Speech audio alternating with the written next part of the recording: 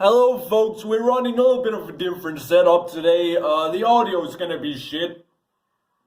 Sorry about that, we can't do anything there. But it's because we're doing something a little different today, something I haven't done before. That's a little bit of a change because we've been around, right? We've done some comics, we've done some stories, I think. Have I talked about stories? I know I've talked about pictures. And I reviewed a very logic puzzle porn game once. So, we've been a bit around. But never have I ever reviewed a fucking card game before. That's gonna be a first. But it's NSFW, it's got kittens. So I guess it fills all the criteria, right? We've got to get around to do this. So what we want to figure out today is exploding kittens, furry porn, and card games, right? Do they mix? Are these guys onto something? Have they just figured the whole thing out before everyone else got around to it? Or are they just fucking crazy? Let's take a look at it. So, one of the first thing I'm noticing as I'm looking into this thing, I seem to, if I may give my professional opinion here, I seem to observe a lack of intentional sex appeal in this bitch. We've definitely got some wacky ass cards, right? Like I found two good examples here. Here we've got some gore. Here we got some anal vor, right? So we've definitely got the NSFW, but I'm just not feeling this here as like porn. I'm just not feeling it. But despite the lack of intentional sex appeal, I still think we can do something with the NSFW thing, even if this isn't supposed to be porn. In fact, now I'm a little curious to see like what can we get going with this game if we're not going down the porn road. And I think the obvious answer would be humor, right? You could use the NSFW for humor, right? That's the road most of these cards have gone down. But, another interesting thing I want to talk about is aesthetic. And this is a bit of an alternative opinion, right? But I've noticed there is something oddly satisfying about mixing something really cute and something really dark. Like, for an example, lollies and depression. I don't know why it's so satisfying, but it is. I've been looking at this pattern for pretty long. I'm sure there's something to it. And I seem to notice in this game, it actually does go for this every now and then. Let me just see if I can find a certain card here. Here we go. This is an owl, a baby owl at that, smoking crack. I don't know why it's so satisfying, but it is, right? Or like, here's another picture. Everyone loves this picture. Don't know why, but everyone does. I do see this aesthetic that I'm talking about every now and then in this card game, but sometimes I wish you'd actually go for it. Sorry, it's my fire alarm, it's fucked. But I do wish you'd go for this aesthetic a little bit more. A bunch of cards, in fact the majority I feel, look kind of like this. I don't know what aesthetic I'd describe this as, but it's definitely not the mix of like cute and dark stuff. I get you definitely don't want to overuse it either, right? But it's a pretty broad aesthetic. I think you could afford to use it a little bit more, at least. One thing I wish you'd do a little bit more is like consistency in between the cards. Like for an example, the attack cards here. Here we have an attack card with a diarrhea penguin, and here we have one with a dildo collection. And here we have one with like a modified medieval torture. They're just all over the place, right? I could kind of miss that all cards had like a sort of unifying aesthetic. There's 9 different types of cards. So for an example, these are attack cards, they're yellow, and then we've got nope cards here, they're red. And I kind of wish that all cards had like a sort of unity between them. So say for an example, all attack cards are like angry cats, and all shuffle cards are like fat cats or something like that. Instead of these like for an example, the dildo collection. What does this have to do with attack? Or like a diarrhea penguin? it's like there's a bit of a disconnect between the motive on the card and the type of card we've got going. But sometimes I actually feel you do this. For example, all the nope cards have like a nope pun on them. So this one, for example, is feature opponents some can't and nope. And here we've got a nope pope. So, all the nope cards got this. But then all the attack cards doesn't have it. And the diffuse cards also sort of have a unity. You can see it's all got the same black diffuse kitten on them. So it's sometimes you do it, sometimes you don't. Oh yeah, and all the exploding kittens, they've got comics on them. But a bunch of the other cards, aside from nopes, diffuses, and exploding kittens, aside from that, I usually feel it's kind of all over the place. Here we've got a shovel with a dragon shitting Asperger's, and then some other crap. So I get this sort of, what do you call it, unifying aesthetic on cards. I can wish for that a little bit more. Also, as far as the little card descriptions, here, for an example, it's another example of the cards that just have no connection between the motive and the type of card. The description just also is like just out of the blue, and as Asperger's bomb dragon appears, right? It's all random. With the nope cards, as I mentioned, you have like the little pawn going, but the diffuse cards also are kind of out of the blue. But what I like about the diffuse cards is that at least you kind of link it.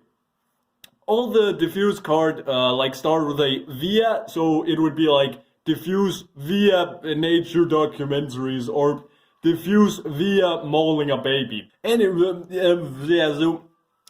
so at least you have like a little via to sort of link them together. I feel I could have just done sort of the same thing on some of the other cards. Like, there's some of the skip cards where, for example, you hear sail away on your penis balloon, be free, little buddy. This is a skip card. I feel like you could just always end these with like an instead. So, for an example, instead of like taking your turn, because this is a skip card, it would say sail away on your penis balloon instead. Just as I think it would be satisfying if you, I don't know if it's offensive to say fixed, but altered the aesthetic a little bit like this. So, that's the aesthetic, right? But now let's get on to how do you play the game, right? And, I got the rules here in Danish, and I've got the rules here in Finnish. There's, like, my entire Discord server is fucking Finnish people, I swear. They're all snowmen, right? I don't really have any English rules, so I guess I'm gonna have to teach you English folks how to play the hard way. So I like to think of the game as like an advanced Russian roulette with power-ups, right? As a card game.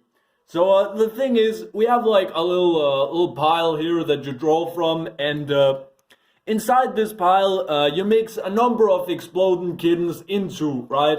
And then all the players just take turns drawing cards, and if you get an exploding kitten, then fuck you, you blow up and you die, and then you're out the game, because you're a loser. And the next most important card in the game is diffuse cards. This is by far the best card in the game. You want to just hoard these if you have any opportunities for it. These allow you to, whenever you pull an exploding kitten, instead of dying, you can take the deck out of view, like under the table or something. The other people aren't allowed to look. And then you can put the exploding kitten back into the deck, anywhere you like. That means, that just means on the top 90% of the time. But, theoretically, you could also put it just anywhere else. And then all the other cards in the game are to either avoid exploding kittens, steal diffuse cards from your pals, or just make life harder for the people around you. But that's the basis of the game. Avoid these, get these, and don't die. Now, for the cards in the game, we're going to run over quickly what these different cards does. This here is a See the Future card. This is one of the cooler cards. What happens when you play one of these? And the game has like a discard pile next to the thingy, right? So you know, whenever you use a card, you drop it here, right? And then you have like a hand going. So See the Future, right? When you play that, you can take the top 3 cards of the deck, look at them, and then put them back in the deck in the same order. So, you know, if you think there's an exploding kitten coming up, you can just slap one of these down, then check to make sure. This here is a skip card. These are used really well together with See the Future, because this will allow you to skip your turn without drawing a card. Otherwise, you always have to end your turn by drawing a card. You can play as many power-ups as you want, but you're always gonna end with drawing a card. Unless you play either a skip or an attack you can also use to skip your turn. Then a shuffle card. These are also used well with See the Future. You just shuffle the pile. Pretty simple. This here is a cat card. They pretty much don't do shit. They can only be used for card combos, which, if we gotta simplify the game a little bit, it just means if you have 2 of these, you can play them, and then you can pick a person, and then that person has to hold out his hand, like this, and then you can draw a card from the hand, and then hopefully it's a diffuse. This here is an attack card. What this does is that you can end your turn without drawing a card, and then the next person has to take 2 turns, so that they have to like draw 2 cards up from the pile. And you can pop one of these, like if one of these drops these and then it's your turn, you have to take 2 cards. You can play another one and then, you know, sort of pay it forward to the next one, but it doesn't stack like in Uno. So for an example, if, you know, one plays an attack, it's your turn, then you play an attack, then the next person has to draw 2 cards from the pile instead of 4. So as I'm saying, it doesn't stack like in Uno. This here is a favor card. You can basically just pick a person and then that person has to give you 1 card from their hand. They can pick the card themselves, so you're probably gonna get a shit card. And then this one, this is the second coolest card in the entire game. It's a Nope. It can cancel any action card except for exploding kittens and diffuses. So you can really make someone's life miserable with one of these at the right time. And I think that's every card in the entire game. So the cool thing about the game is that it's a mix of strategy and RNG, right? So you both gotta be lucky, but you also gotta be smart to play this, because, you know, there's so many utility cards like diffuses and skip and attack, and you know, there's a lot of room to be creative. For example, one of my personal favorite strategies is hoarding favor cards. And then once I see a person get a little low on cards, if I've got like 3 favors, then I can just force him to give me his entire hand. And if I know that person's got a diffuse, then life sucks for him, right? And it's pretty good for me. And you pretty much can't fuck up with that thing, because even if he's got like a Nope, right? He can only cancel 1 of the cards. And if I have 3 favors and he has 3 cards on his hand, right? Then, you know, he's bound to empty his hand eventually, right? And, you know, there's a little bit of RNG in the game too. Well, there's a pretty good bit of RNG, but, you know, I like that element too, so it keeps, you know, it makes things a little unpredictable. I don't want to feel like I'm playing fucking chess here when I'm playing exploding kittens, right? A little bit of chaos makes things fun. So now let's talk about bugs, right?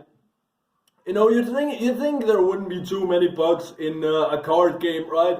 But I managed to find a few. No major ones, right? But I did manage to find a few. For an example, here in the Danish manual, I noticed that you used the cat icons for the cat cards here from the original Exploding Kittens, and not the NSFW version, which is the one we're reviewing right now.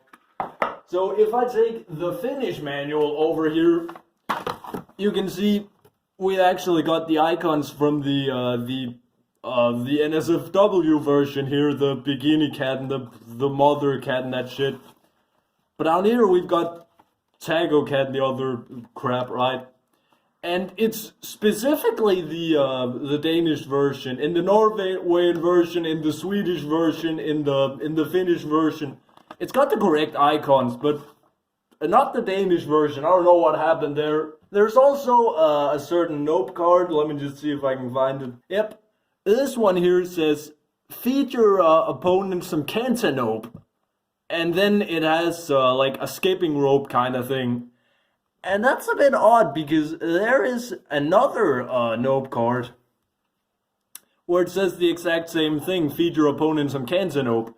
So I think what happened is that you copied the description from this card over to this card, and then this one was supposed to say like, take a few skips in the nope rope or something like that, what do I know. So again, don't actually know what happened there, but I don't think this is supposed to be the line there. So, in conclusion, I think the game is really solid. I think it has it's simple enough to that you can pretty quickly learn it and get into it, but I also think it has a pretty high skill ceiling when, all the rules mention the number of cards, and they also mention that you're specifically allowed to count the card pile, how many cards are in here. So I think you can really, if you get good at keeping track of what cards have been used, really fucking math your ass out of this shit. And, and on top of that, it's really fun. I played this a ton with friends,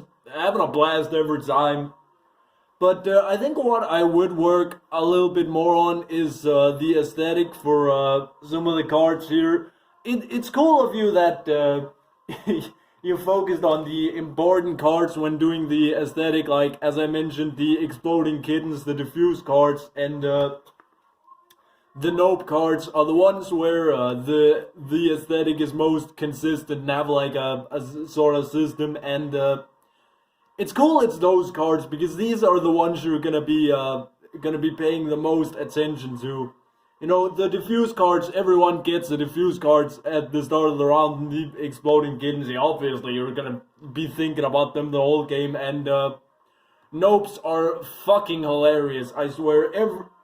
Everyone who plays this game, eventually you're gonna get one of these nope sprees where, like, one person plays like a fucking see the future, and then you play a nope, and then he plays a nope, and then you play a nope to nope his nope that nopes your nope, and then everyone on the whole table just drops every fucking nope in the game, and it's fucking hilarious. But yeah, nice you did like a consistent aesthetic on some cards, but I'd still, look over some of the other cards and try to make like a really consistent aesthetic. I think that would just bump it up to, extra, but gameplay, solid, aesthetic, could be better, but, solid. I do not regret spending money on this thing. This is a pretty interesting project, so even if it doesn't have the porn, I don't think this game would be pretty good with porn, but, it's interesting, it's NSFW, it's furry, I suppose, so, yeah, I don't feel bad recommending this shit.